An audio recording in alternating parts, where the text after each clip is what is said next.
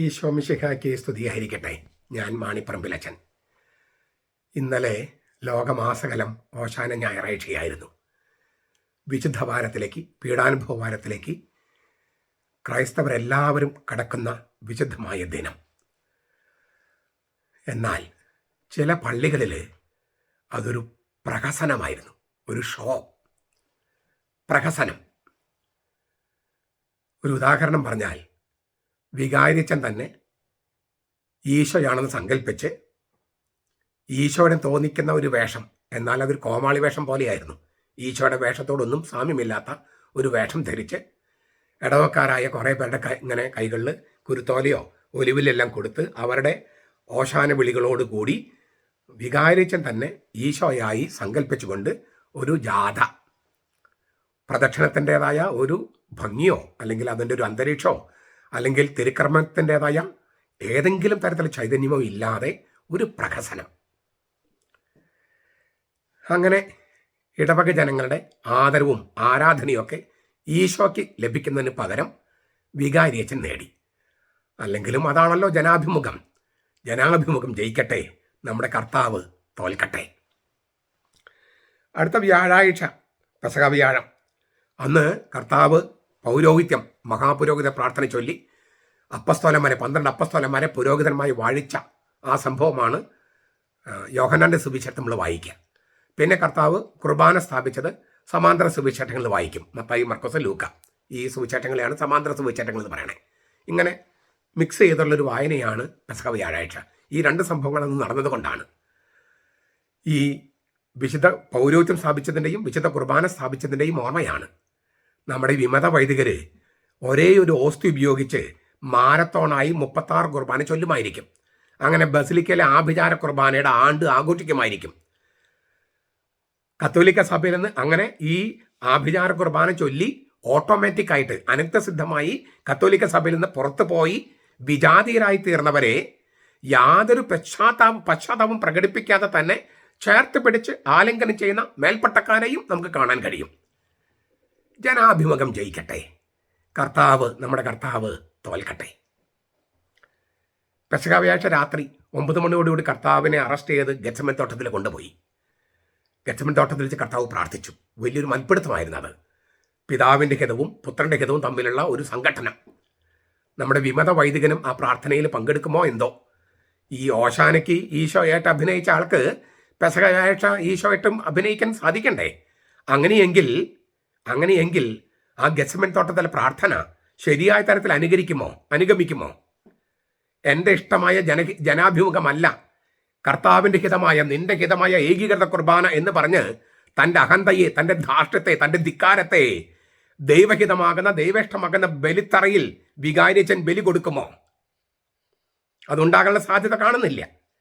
കാരണം അവർക്ക് ഇതെല്ലാം ഒരു ഷോ ആണ്, ഒരു പ്രഹസനം. അവർക്ക് ഇതൊരു വിശുദ്ധ കർമ്മമോ കൂതാശയോ അല്ല, ദൈവത്തിൻ്റെ പ്രവൃത്തിയോ ക്രിസ്തുവിൻ്റെ പ്രവൃത്തിയോ ആയിട്ട് അവർ കാണുന്നില്ല. അവർക്ക് ജനാഭിമുഖം വികാരിയച്ചൻ്റെ ഒരു പ്രഹസനമാണ്, ഷോ ആണ്. ജനാഭിമുഖം ജയിക്കട്ടെ, കർത്താവ് തോൽക്കട്ടെ. പിന്നെ ദുഃഖവെള്ളിയാഴ്ച അർദ്ധനഗ്നനായി കുരിശിൽ കിടക്കാനാണ് വികാരിച്ചൻ്റെ പരിപാടി എന്ന് കേൾക്കുന്നു. വേറൊരു നിർദ്ദേശവും വന്നിട്ടുണ്ട് അത്രേ. ഭാരതീയ പൂജ എറണാകുളത്തിൻ്റെ സംസ്കാരമാണ്. ഭാരതീയവൽക്കരണം, ഭാരതീയ സംസ്കൃതി, അതുമായിട്ട് സാംസ്കാരിക അനുരൂപണം വേണം. അതിനാൽ ഈ പാലസ്തീനായിൽ കർത്താവ് അണിഞ്ഞിരുന്ന ഈ അണ്ടർ ഗാർമെൻറ്റ്സ്, അതിന് പകരം ഈ സാംസ്കാരിക അനുരൂപണത്തിൻ്റെ ഭാഗമായി ഭാരതത്തിൻ്റെ കൗബീന തുണി ഉടുക്കണം എന്നൊക്കെ ചിലർ നിർദ്ദേശം വെച്ചിട്ടുണ്ട്. കോണകം കെട്ടണം എന്നും ചിലർ പറഞ്ഞിട്ടുണ്ട്. പിന്നെ അതൊക്കെ കെട്ടുമായിരിക്കും. കാരണം ഭാരതീയ പൂജയും സംസ്കൃത ശ്ലോകമൊക്കെ ആണല്ലോ ഇവർക്ക് ഏറ്റവും ഇഷ്ടപ്പെട്ടത്. സുറിയാനി എന്ന് കേട്ടാൽ, കർത്താവിൻ്റെ ഭാഷ അരാമി എന്ന് കേട്ടാൽ, സുറിയാനി എന്നൊക്കെ കേട്ടാൽ ഇവർക്ക് അങ്ങേയറ്റം അറപ്പും വെറുപ്പുമാണ്. എന്നാൽ ഇങ്ങനെ ഈ കൗബീന തുണി ഉടുത്ത് കുരിശിൽ അർദ്ധനഗ്നനായി കിടക്കാനൊന്നും അവർക്കൊരു പ്രയാസം ഉണ്ടാകാൻ സാധ്യതയില്ല. ജനാഭിമുഖമല്ലേ. അപ്പം എന്ത് ഷോയും എന്ത് പ്രഹസനവും പ്രതീക്ഷിക്കാം. ആർക്കും വരാം, വീഡിയോ എടുക്കാം, സോഷ്യൽ മീഡിയയിൽ പോസ്റ്റ് ചെയ്യാം. അങ്ങനെ ജനാഭിമുഖം ജയിക്കട്ടെ, നമ്മുടെ കർത്താവ് തോറ്റുപോകട്ടെ. വേറൊരു വാർത്ത കേട്ടു. കള്ളന്മാരായി കിടക്കാൻ 2 പേരെയാണ് വേണ്ടത്. പക്ഷേ ഈ മുന്നേറ്റക്കാർ, അൽമായ മുന്നേറ്റക്കാർ കുറേ അധികം പേര് കള്ളന്മാരും കവർച്ചക്കാരും ഞങ്ങൾക്കും കിടക്കണം, വികാരിച്ചൻ്റെ കൂടെ ഇങ്ങനെ അർദ്ധനഗ്നനായി ഞങ്ങൾക്കും കിടക്കണം എന്ന് പറഞ്ഞ് വലിയ ജനത്തിരക്കാണ്. അങ്ങനെ ആൾക്കൂട്ടത്തെ നിയന്ത്രിക്കാൻ പറ്റാതെ വന്നപ്പോൾ, ഈ മുന്നേറ്റക്കാരെയൊക്കെ അങ്ങനെ അവർ നിയന്ത്രിക്കാൻ പറ്റാതെ വന്നപ്പോൾ വികാരിച്ചൻ്റെ സൂത്രപ്പണി ചെയ്തു, എന്നാൽ നറുക്കിട്ട് തീരുമാനിക്കാം. അങ്ങനെ എല്ലാ കള്ളന്മാരുടെയും കവർച്ചക്കാരുടെയും പേരെഴുതി നറുക്കിട്ടു. അങ്ങനെ 2 കവർച്ചക്കാരെ വികാരിച്ചൻ്റെ കൂടെ കിടക്കാനായിട്ട് തിരഞ്ഞെടുത്തു എന്നാണ് കേൾക്കുന്നത്. കാരണം കള്ളന്മാരും കവർച്ചക്കാരും കർത്താവിൻ്റെ കാലത്ത് 2 പേരെയാണ് കുരിശിലേറ്റേണ്ടി വന്നുള്ളൂ. ഇപ്പം അതൊന്നും അല്ലല്ലോ കണക്ക്. എന്തുമാത്രം കള്ളന്മാരും കവർച്ചക്കാരാ! സഭയുടെ കൂടെ നിൽക്കുന്നവരിലുണ്ട്, സഭയ്ക്ക് എതിര് നിൽക്കുന്നവരിലുണ്ട്, മുന്നേറ്റക്കാരിലുണ്ട്, സകല സ്ഥലത്തും കള്ളന്മാരും കവർച്ചക്കാരും. എന്നിട്ട് അവരാണ് മറ്റുള്ളവരെ കവർച്ചക്കാരനും കള്ളന്മാരെന്നും പറഞ്ഞ് ഇങ്ങനെ മൈക്ക് വെച്ച് സംസാരിച്ച് നടക്കുന്നതും. ഇനി ഒരു ചെറിയ പ്രശ്നമുണ്ടാകാൻ സാധ്യതയുണ്ട്. ഈ കർത്താവിൻ്റെ കൂടെ കവർച്ചക്കാരിൽ 2 പേരിൽ ഒരാൾക്ക് മാനസാന്തരം വന്നു. നീ നിന്റെ രാജ്യത്ത് വരുമ്പോൾ എന്നെയും കൂടി ഓർക്കണേന്നൊക്കെ പറഞ്ഞു. ഇവിടെ ഈ നറുക്കിട്ട് തീരുമാനിച്ച കവർച്ചക്കാരിൽ ഈ ജനാഭിമുഖക്കാരാണല്ലോ ഈ കവർച്ചക്കാരായിട്ട് വന്നിരിക്കുന്നത്. ആ ജനാഭിമുഖക്കാരിൽ ആർക്കെങ്കിലും ഒരാൾക്ക് മാനസാന്തരം വന്ന് ഈ വികാരിയച്ചോ ഏകീകൃത കുർബാനയാണ് അച്ഛൻ ചൊല്ലേണ്ടത് എന്നെങ്ങാനും പറഞ്ഞാൽ ഈ കുരിശിൽ കിടക്കുമ്പോൾ ഒരു മാനസാന്തരം വരാലോ, സാധ്യതയുണ്ടല്ലോ. അങ്ങനെ ജനാഭിമുഖക്കാരനായ മുന്നേറ്റക്കാരന് ഒരു മാനസാന്തരം വന്ന് വികാരിയച്ചനോട് അച്ഛൻ ഏകീകൃത കുർബാന സഭയുടെ കുർബാനയാണ് ചൊല്ലേണ്ടത് എന്നെങ്ങനും പറഞ്ഞാൽ അപ്പോൾ വികാരിച്ചൻ എന്ത് പറയും? ഒരു പ്രശ്നമാണത്. അതിന് ഒരു വാചകം കണ്ടുവച്ചിട്ടുണ്ട് വികാരിച്ചൻ. അവനോട് പറയും, നീ ഇന്ന് എന്നോട് കൂടെ ഉണ്ടാകില്ല. കഴിഞ്ഞു, നീ ഇന്ന് എന്നോട് കൂടെ ഉണ്ടാവില്ല. അങ്ങനെ ഒരു വചനം വികാരിച്ചൻ പഠിച്ചു വച്ചിട്ടുണ്ട്. ഏതായാലും 2 ഈ കവർച്ചക്കാരോടും കാണികളായ ഭക്തജനങ്ങളുണ്ടല്ലോ, അവരോടും വികാരിച്ചൻ വേറൊരു വാക്ക് പറയുമെന്ന് ഉറപ്പാണ്. നിങ്ങൾ ഇന്ന് എന്നോടുകൂടെ നരകത്തീയിൽ ഉണ്ടായിരിക്കും.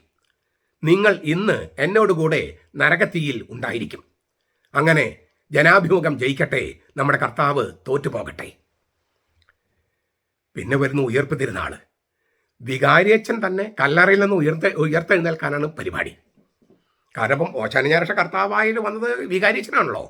അപ്പോൾ വികാരിയച്ഛൻ തന്നെ വേണമല്ലോ കല്ലറയിൽ കിടക്കാൻ. അപ്പോൾ ഒരു ചെറിയൊരു പ്രശ്നം ചിലർ ചൂണ്ടിക്കാണിച്ചു.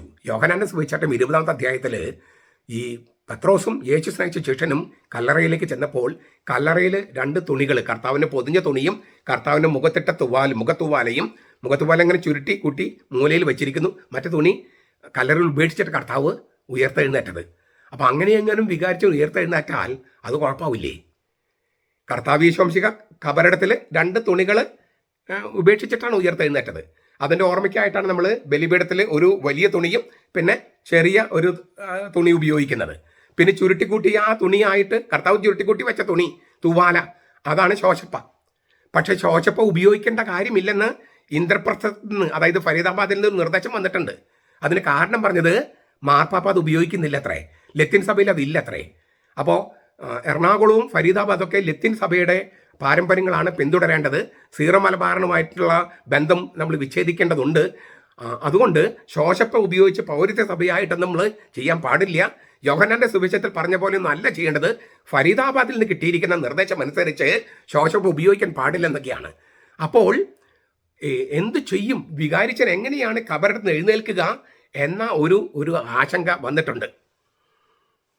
എന്തായിരിക്കും കാഴ്ച എന്ന് നിങ്ങൾ ജനാഭിമുഖക്കാർ പോയി കണ്ടോളൂ, നേരിട്ട് പോയി കണ്ടോളൂ. എന്നിട്ട് വീഡിയോ എടുത്ത് സോഷ്യൽ മീഡിയയിൽ പോസ്റ്റ് ചെയ്യൂ. അപ്പം എങ്ങനെയാണ് വികാരിച്ചൻ ഉയർത്തെന്ന് നാട്ടുകാർക്കെല്ലാം കാണാലോ. അങ്ങനെ ഈ ഇല്ലിസിറ്റ് ജനാഭിമുഖം ജയിക്കട്ടെ, നമ്മുടെ കർത്താവ് യേശു മിശിഹ തോറ്റ് തുന്നം പാടട്ടെ. ഇപ്പോൾ ഇതെല്ലാം കണ്ട്, ഈ പ്രഹസനങ്ങളെല്ലാം കണ്ട് ആവേശം കൊണ്ട ജനങ്ങൾ അടുത്ത ക്രിസ്മസിന് വികാരിച്ചൻ തന്നെ ഉണ്ണീശുമായിട്ട് ഈ പുൽക്കുട്ടിൽ കിടക്കണമെന്നാണ് പറയണേ. അപ്പോൾ ഒരു വികാരിച്ചൻ ഡയപ്പർ, കുട്ടികൾക്കുള്ള ഈ അതിനെന്താ പറയുക, ഡയപ്പർ എന്നല്ല പറയുക, കുട്ടികൾക്കുള്ള ഉടുതുണി, കുട്ടികൾക്കുള്ള ഈ കുഞ്ഞു കൗബീനുണ്ടല്ലോ, ഡയപ്പർ ധരിച്ച് വികാരിച്ചൻ തന്നെ ഈ ഉണ്ണീശുമായിട്ട് പുൽക്കൂട്ടിൽ കിടക്കണം എന്നാണ് ഇപ്പോൾ ഇവർ പറയണേ. ഈ ക്രിസ്മസിൽ നിന്നാണല്ലോ ഓശാനയിലേക്കും ഉയർപ്പിലേക്കൊക്കെ കർത്താവ് വലുതായത്. അപ്പോൾ അതുകൊണ്ട് അടുത്ത ക്രിസ്മസിനും വികാരിച്ചൻ തന്നെ കുട്ടിയുടുപ്പിട്ട് ഈ ഡയപ്പറിട്ട് പുൽക്കുട്ടിൽ കിടക്കണം എന്ന് ആണ് ജനങ്ങളുടെ, ഈ ജനാഭിമുഖക്കാരുടെ ഒരു ആവശ്യം. അങ്ങനെ ഭക്തജനങ്ങൾക്ക് വരാം, അവർ ക്യൂ നിന്നായിട്ട് ഈ ഇങ്ങനെ ഡയപ്പറിട്ട് കിടക്കുന്ന വികാരിച്ചതിനെ തൊട്ടുമുത്താം. അങ്ങനെ ജനാഭിമുഖം ജയിക്കട്ടെ, നമ്മുടെ കർത്താവ് തോറ്റുപോകട്ടെ. ശരിക്കും കർത്താവ് ഒരു പീഡാനുഭവത്തിലേക്ക് തന്നെയാണ് കർത്താവ് കടന്നത്. ഇന്നലെ ഈ വികാരിച്ചന്മാരുടെയും മുന്നേറ്റക്കാരുടെയും പ്രഹസനങ്ങൾ കണ്ട് കർത്താവിൻ്റെ പീഡാസഹനം കർത്താവ് ഒന്നുകൂടി അനുഭവിക്കുന്ന തരത്തിലാണ് നമുക്ക് അനുഭവപ്പെടുക. കർത്താവിന് ഇതുപോലെ മോശമായി ചിത്രീകരിക്കുന്ന, ഇതുപോലെ പ്രഹസനമാക്കുന്ന, ഇതൊന്നും പാടില്ലെന്ന് എത്രയോ പ്രാവശ്യം പറഞ്ഞിട്ടും അതൊന്നും കൂട്ടാക്കാതെ, സഭ അനുസരിക്കാതെ ഇതുപോലെ കോമാളിത്തരം കാണിക്കുന്ന, അവരെ നിയന്ത്രിക്കാൻ പറ്റാത്ത കോമാളികളായ കുറേ പേര്, കോമാളിത്തം കാണിക്കുന്ന കുറേ പേര്, നിയന്ത്രിക്കാൻ പറ്റാത്ത കോമാളികൾ വേറൊരു കൂട്ടർ. ഇങ്ങനെ നമ്മുടെ സഭയുടെ കഷ്ടം എന്നല്ലാതെ നമ്മൾ എന്ത് പറയാൻ?